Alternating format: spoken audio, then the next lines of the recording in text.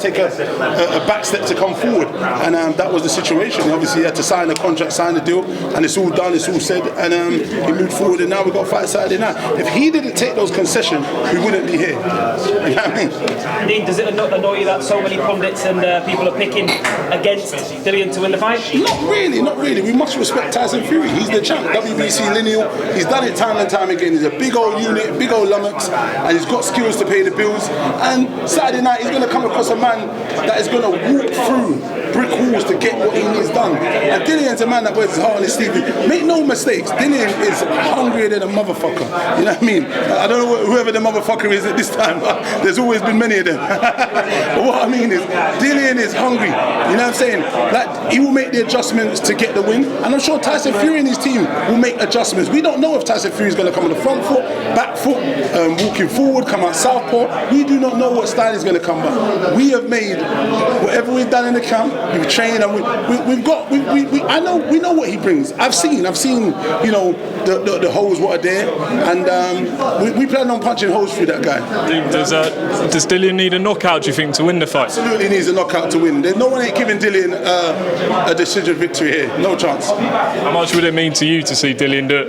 It will mean the world, man. It will mean the journey has been a long one, a hard one. And it will be an amazing journey, an amazing strong song to the finale to come to be the WBC champion, heavyweight champion of the world.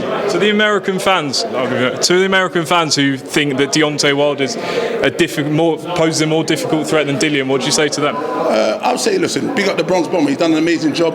He, what did he have? 42 fights, 43 fights, knocked out nearly all of the opponents he faced. Credit to him, but I don't think he possesses the skill set what Dillian has. I don't think he possesses that mental fortitude what Dillian does. He did try to bring it, and he showed me a different side of him on the third fight. I think he pressed the gas a little bit too soon, and then he came unstuck because he was tired, and then he got, you know, bashed up and then got stopped. And that is always a thing with heavyweight boxing. When you punch too much, if you know boxing, when you put out too much, you will fatigue. Tyson Fury boxes within himself. He just flicks his jab. He doesn't use too much energy.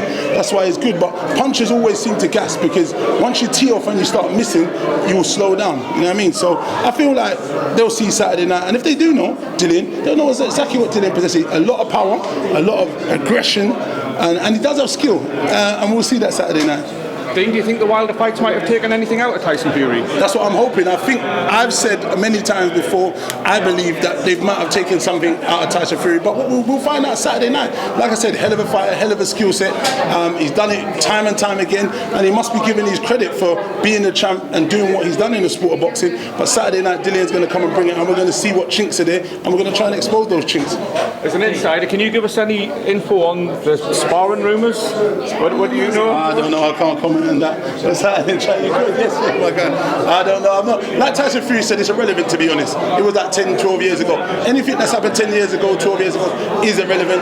Both guys have developed in immense pace and fashion and gone on and done, you know, and two different fighters, to be honest. You know what I mean? So from that time, so it's irrelevant, that sparring. That's one thing. If I give you a tenner, what would your bet be for Saturday night? Knockout. Dean, what happened? Tyson fought one of the best heavyweights of our era in Vladimir Klitschko. We also saw what he done to him. He took Deontay Wilder's best punches and still come through the fight. What does Dillian have to do different on Saturday night? I can't give you no inklings into that, but trust me, you know, we will see Saturday night what Dillian's going to do, man. I don't think it's rocket science, but look, you're going to see, man. Dillian's strong, but remember, he punches stronger with his left and his right. Remember, Deontay Wilder is a big right. To fight Tyson Fury, you're going to have a good jab. They compare Dillian to Chisora. Chisora doesn't have a good jab as Dillian has. Dillian's jab is a world-class jab. Saturday night, you're going to see what happens. It's going to go down. But I understand why people are backing the champ.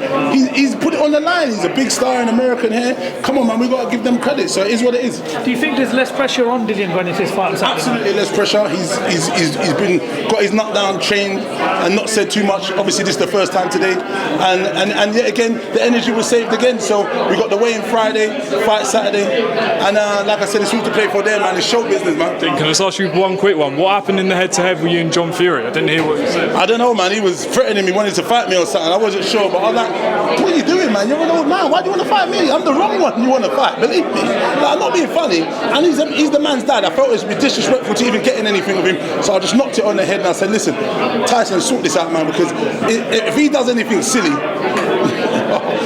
it's out of my hands anyway. But I was respectful and said, listen, I'm not getting into this with this kid.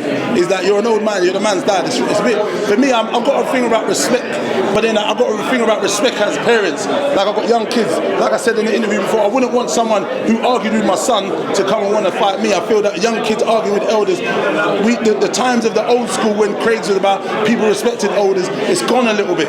We don't have that at the minute, and I'm not interested in arguing with someone's dad, an older guy. If he puts his hand on me, it's a whole different kettle of fish, and it's just one of them. But respectfully, Tyson jumped in and done what he done, and I'm thankful for Tyson to interject and say, Dad, what are you doing? It doesn't make any sense.